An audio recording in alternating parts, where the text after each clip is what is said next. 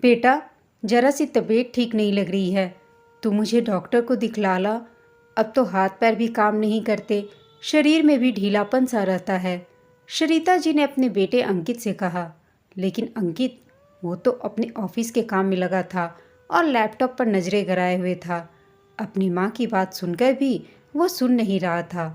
5 minute तक सरिता जी उसकी ओर आशा भरी दृष्टि से देखती रहीं, पर उसने कोई जवाब नहीं दिया। तभी अंदर से अंकित की पत्नी मेघा बाहर आती है। ओह, आप फिर से बाहर आ गए अपने कमरे से।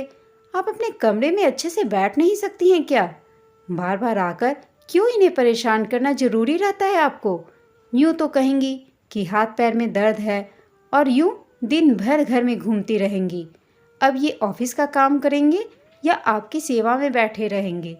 ससुर जी तो हमारे लिए कोई खजाना नहीं छोड़ गए हैं। अब इनकी कमाई से ही पूरा घर चलता है, तो इन्हें चैन से काम करने दीजिए। मेघा का गुस्सा देखकर सरिता जी अंदर अपने कमरे में आकर लेट गईं। अब दर्द के मारे नींद भी नहीं आती है उन्हें। एक तो दर्द, उस पर से बुढ़ापे का शरीर। नींद आंखों से गायब हो रही थी। अंकित सुबह भी जल्दबाजी में रहता और शाम को आते ही लैपटॉप में लग जाता है। आखिर अपनी पीड़ा किससे कहूँ? जब बेटे को ही फुर्सत नहीं तो बहू से क्या उम्मीद करूं? सरिता जी की आंखों के कोर गीले हो गए यह सब सोच सोच कर। शरीर भी साथ नहीं देता है और उनका बेटा भी उनसे दूर हो गया था। उसे अपनी बूढ़ी माँ की जरा भी परवाह नहीं थी। वो अपने ऑफिस, घर, बच्चों की दुनिया में ही व्यस्त रहता था। माँ तो उसकी दुनिया में आती ही नहीं थी। अगली सुबह सरिता जी बिस्तर से नहीं उठी, दर्द से कराहती रहीं। सुबह के 10 बज गए, पर किसी ने उन्हें चाय पानी तक का नहीं पूछा। आज तो रविवार था, सभी देर तक सोते हैं, पर 8 बजे तक तो उठ ही जाते हैं।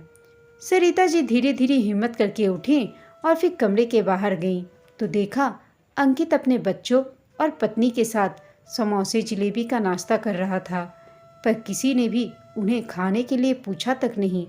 सरिता जी रसोई में गईं और पानी लेने लगीं, तो वही फ्रिज का पानी था। इतनी गर्मी में बोतल का पानी भी गर्म आता है और वो फ्रिज का पानी पीती नहीं है। बोतल के पानी से उनकी प्यास बुझती नहीं। कितनी बार कहा है गर्मी में मटकी लेकर आ जा ताकि ठंडा पानी पी सकूं, पर बहू को घर में मटकी रखना झंझट का काम लगता है। बुढ़ापे में बेटे बहू ने पानी के लिए भी तरसा दिया है। एक बार उन्होंने टोक दिया तो मेघा बोली, मम्मी जी, हमारे साथ रहना है तो अपने नखरे छोड़ दीजिए। आजकल तो सब फ्रिज का ही पानी पीते हैं, फिर मटकी रखो तो पूरे रसोई की शान खराब हो जाएगी। अब पानी ही तो पानी है, वो चाहे मटकी का पियो या बोतल का, क्या फ़र्क पड़ता है? वो पानी लेकर बाहर आ गई और फिर से अंकित से बोली, अंकित, मुझे डॉक्टर को दिखा दे, तबीयत सही नहीं लग रही है। कल से कह रही हूँ, आज तो दिखा दे डॉक्टर से। यह सुनते ही अंकित भड़क गया और गुस्से से चिल्लाने लगा, ये क्या एक ही रट लगा रखी है कल से? आखिर बुढ़ापे का शरीर है तुम्हारा, ये छोटे बड़े दर्द तो होते ही रहेंगे। अब इसका मतलब ये थोड़ी है कि मैं आपको डॉक्टर के यहाँ ही ले जाता फिरूंगा। अब डॉक्टर की फीस भी कितनी महंगी है। देखने से पहले तो 100 तरह के टेस्ट लिख देगा, वो कराओ, फिर दुनिया भर की दवाई लिख देगा। अब थोड़ा सहन करना भी सीखो माँ। घर का खाना खा रही हो और क्या चाहिए तुम्हें? सरिता जी इतना गुस्सा देखकर सहम गई, फिर बोली, ठीक है बहू, मुझे बादाम और खसखस का दूध बना दे, थोड़ी शरीर में ताकत आएगी तो चल फिर लूँगी। मेघा ने भी अजीब सा मुंह बनाया, ये लो, हम तो कभी एक बादाम भी मुंह में नहीं रखते हैं। बादाम कितनी महंगी आती है, अब इस महंगाई में बच्चों को पढ़ाएं या सारे पैसे आपके दूध और बादाम पर खर्च कर दें? आपकी तो उम्र निकल गई है, पर हमें तो अपनी ज़िंदगी जीनी है ना माँ जी, और बच्चों का भी करियर बनाना है। ठीक है बहू, तो कुछ खाने को ही दे दे, सरिता जी ने फिर मेघा को कहा। सुबह से कुछ खाने को नहीं दिया है, सुबह से कुछ नहीं खाया। मेघा अंदर रसोई में गई और रात की बची रोटी और साथ में अचार लाकर दे दिया। सरिता जी चुपचाप अपने कमरे में वापस आईं और उसके छोटे छोटे टुकड़े करके उन्हें धीरे धीरे खाने लगीं। खाते वक्त उनकी आंखें भर आईं, क्योंकि उन्हें कभी इस तरह का खाना खाया नहीं था। उनके पति की ठीक ठीक कमाई थी। वो कपड़ों और गहनों से ज़्यादा खाने पीने पर खर्च करती थी। उनका मानना था कि अच्छा खाएंगे तो शरीर चलेगा। गहने कपड़े तो रखे ही रह जाते हैं, पर शरीर तो हमेशा ही साथ चलता है। हमें सदैव अच्छा खाना खाना चाहिए। सरिता जी हमेशा रस की सब्जी में रोटियों को चूर कर खाती थीं। इनसे उनका पेट अच्छे से भरता था। वो अपने पति और 2 बच्चों के साथ आराम का जीवन जी रही थीं। उनकी बड़ी बेटी रीवा की शादी पास के ही शहर में हुई थी, पर उसके पति की नौकरी विदेश में लग गई, तो इसके साथ ही रीवा भी अपने पति के साथ विदेश चली गई। बेटी की शादी के बाद बेटे की शादी की। मेघा यूं तो देखने में सही लगती थी, पर उसका व्यवहार इतना बुरा होगा वो यह सोच भी नहीं सकती थी। मेघा जब भी बोलती करवा ही बोलती थी। वो सबके सिर पर सवार रहती थी और अपने ससुर जी को भी जवाब दे दिया करती थी। ससुर जी को अचानक लकवे का अटैक आया और वो दुनिया से चले गए। अपने पिता की मृत्यु पर रीवा विदेश से आई थी और माँ को भी साथ चलने को कहा था, पर सरिता जी ने मना कर दिया कि जब मेरे बेटे बहू हैं तो मैं बेटी के घर नहीं जाऊंगी। अब तो इन्हीं के साथ रहूंगी। ये मेरे अपने हैं। सरिता जी ने सोचा था कि अपने ससुर जी को खोने के बाद मेघा में कोई बदलाव आएंगे, पर वो तो और भी ज़्यादा कड़वी हो गई। बेटे ने भी विधवा बूढ़ी माँ का दर्द नहीं समझा और बहू के बहकावे में आकर उन पर मानसिक अत्याचार करने लगा। एक दिन सरिता जी मंदिर में पूजा कर रही थीं और उन्होंने ईश्वर को प्रसाद चढ़ा दिया। उन्हें भूख लग रही थी और बहू है कि खाने को खाना नहीं दे रही थी। उन्होंने कटोरी में रखा प्रसाद खा लिया। उन्हें प्रसाद खाता देखकर मेघा ने कमरे में आते हुए देख लिया। यह देखते ही वो फिर से गुस्सा हो गई और बोली, मम्मी जी, आपको शर्म नहीं आनी थी? आप तो प्रसाद ही चोरी करके खा रही हैं, तो और भी ना जाने क्या क्या खाती होंगी। मुझे तो पता ही नहीं था। मैं तो आपको रसोई में ऐसे ही जाने देती थी, पर आज के बाद आप मेरी रसोई में कदम नहीं रखेंगी और ना ही भगवान के मंदिर में प्रसाद चढ़ाएंगी। इतना अपमानित होने के बाद आज सरिता जी फूट फूट कर रोई। उनसे आजकल भूख सहन नहीं होती थी। हर थोड़ी देर में भूख लगती थी। जब बहू ने देर तक खाने को नहीं दिया तो उन्होंने प्रसाद खा लिया था। इस तरह रोज रोज के अपमान से वो परेशान हो चुकी थी, लेकिन उन्हें कुछ समझ नहीं आ रहा था, क्योंकि उन्हें तो रहना अपने बेटे बहू के साथ ही था। मेघा उन्हें रसोई में खाना नहीं बनाने देती थी, पर बाहर के सारे काम वो करवाती थी। झाड़ू, पोछा और बर्तन के साथ सब्जियां काटना, कपड़े सुखाना और कपड़े समेटना। अब इस उम्र में सरिता जी थक जाती थी और उतनी सफाई से काम भी नहीं कर पाती थी। जब वो पूरा काम कर लेती थी तभी मेघा उन्हें ताने देते रहती। ज़्यादा काम करने की वजह से उनके हाथ पैरों में दर्द रहने लगा था, लेकिन दोनों सरिता जी की थोड़ी भी परवाह नहीं करते थे। बेटे बहू ढंग से ना उन्हें खाना पीना देते और न ही कभी उनका हाल चाल पूछते। अंकित और मेघा दोनों अपनी ही दुनिया में व्यस्त रहते थे। घर में सरिता जी के होने ना होने से उन्हें कोई फर्क नहीं पड़ता था। सरिता जी घर में पुराने सामान की तरह थीं, जिसकी कोई कदर नहीं थी। दोनों अपने बच्चों की हर इच्छा को पूरी करते थे, पर सरिता जी की ज़रूरतों की भी उपेक्षा कर देते थे। सरिता जी का चश्मा टूट गया था। वो महीनों से टूटे चश्मे से काम चला रही थी, पर अंकित ने नया चश्मा बनवा कर नहीं दिया। उनकी साड़ियाँ पुरानी हो गई थी, चप्पलें भी घिस गई थी। वो इन सब खर्चों के लिए पूरी तरह से अपने बेटे बहू पर निर्भर थी, क्योंकि उनके पति की तो कोई पेंशन नहीं मिलती थी।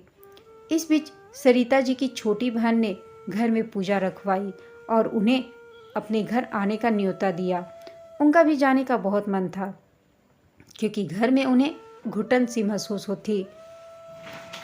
फ़ोन पर जब वो किसी से बात करती थी तो मेघा सामने खड़ी रहती थी और वो ज़्यादा देर तक बात नहीं कर पाती थी। रीवा के फ़ोन आने पर वो कुछ नहीं बोलती थी। रीवा से मिले हुए भी उन्हें 3 साल हो गए थे। अब बहन ने बुलाया तो वो खुश हो गई, क्योंकि उनका भी अपनी बहन से मिलने का बड़ा मन था। अंकित ट्रेन के टिकट बनवा रहा था, तभी मेघा आ गई। अरे अंकित, एसी में टिकट बनवाने की क्या ज़रूरत है? स्लीपर में ही चली जाएंगी माँ जी। पूजा में ही तो जाना है, बेकार ही खर्चा क्यों करना। अंकित ने भी स्लीपर में टिकट बनवा दिया। सरिता जी जब ट्रेन में बैठी तो उन्होंने चैन की सांस ली, वरना कितने महीनों से वो जेल की में जिंदगी जी रही थी। ट्रेन से उतरी ही थी कि उनकी बहन का बेटा उन्हें लेने आ गया। इतना सम्मान पाकर वो बहुत खुश हुई। पूजा का घर था और रौनक भी थी। वहाँ जाकर सबसे मिली। जब छोटी बहन ने उन्हें गले लगाया तो वो फूट फूट कर रोने लगी, जैसे आज दिल का सारा गुब्बार ही निकाल जाना था। शाम को घर में छोटी सी पूजा थी। पंडित जी ने पाठ कराया और सबने प्रसाद ग्रहण किया। सरिता जी को इतना खुशी हो रही थी मानो बरसों से वो कहीं गई नहीं। थोड़ी देर बाद उनकी नज़रें ऊपर उठी तो देखा सामने उनकी बेटी रीवा खड़ी थी। अपनी बेटी को सामने पाकर वो रोने लगी और उसे कसकर गले लगा लिया। रीवा बोली, मम्मी अब मत रो, मैं आ गई हूँ और अब आपको अपने साथ विदेश ले चलूँगी। मैं आपको यहाँ छोड़कर नहीं जा सकती। आप मुझसे जब भी बात करती थी तो पता लग जाता था कि आप खुश नहीं हो। मेरे लिए आपका खुश रहना बहुत ज़रूरी है, इसलिए मैं आपको लेने आई हूँ। रीवा की बात सुनकर सरिता जी बोली, लेकिन ऐसे कैसे अचानक तू यहाँ आ गई? अच्छा, तुझे भी मौसी ने बुलाया होगा। नहीं माँ, मैंने मौसी को कहा था कि आप पूजा रखवाएं ताकि मम्मी यहाँ आ सके। मैंने आपका टिकट बनवा लिया है और अब आपको मेरे साथ चलना है। मुझे सब पता है कि भैया भाभी आपके साथ कैसा व्यवहार करते हैं। मैंने आस पड़ोस से मालूम किया है। क्या तू घर के आस पड़ोस में जाकर गई थी और घर नहीं आई? अंकित और मेघा से मिल तो लेती। नहीं मम्मी, मैं उन दोनों को कभी माफ़ नहीं कर पाऊंगी और मैं उन दोनों से मिलना भी नहीं चाहती हूँ जिन्होंने मेरी मम्मी को इतना तकलीफ़ दी।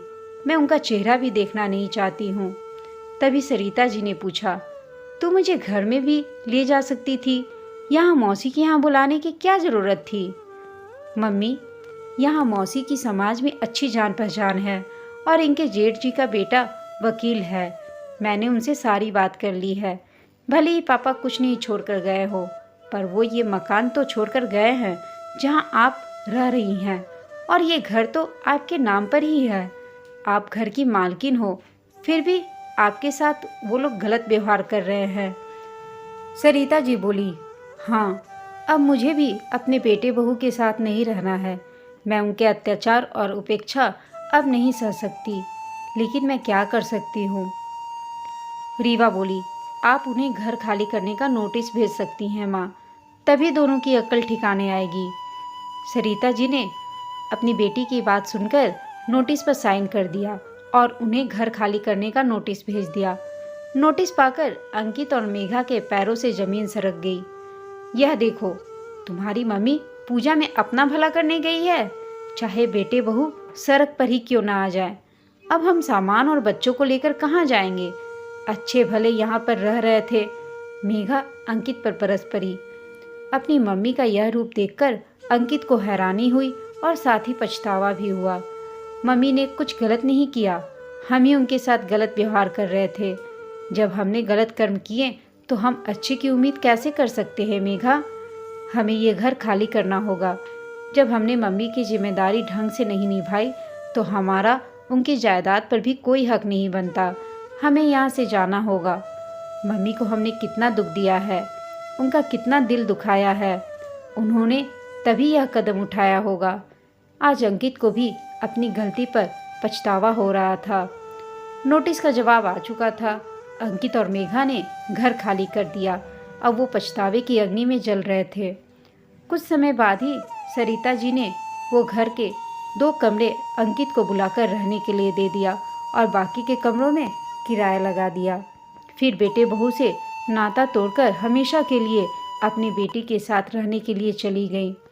कोई भी माँ ऐसा नहीं करती है, पर जब बेटे बहू के अत्याचार ज़्यादा ही बढ़ जाए तो यह कदम हर माँ को उठाना ही पड़ता है। दोस्तों, आपको यह कहानी कैसी लगी हमें कमेंट करके बताइएगा। साथ ही कहानी अच्छी लगी हो तो इसे लाइक और शेयर ज़रूर कीजिएगा। अगर चैनल पर नए हैं तो प्लीज़ चैनल को सब्सक्राइब करना ना भूलें। कहानी सुनने के लिए आप सबका धन्यवाद।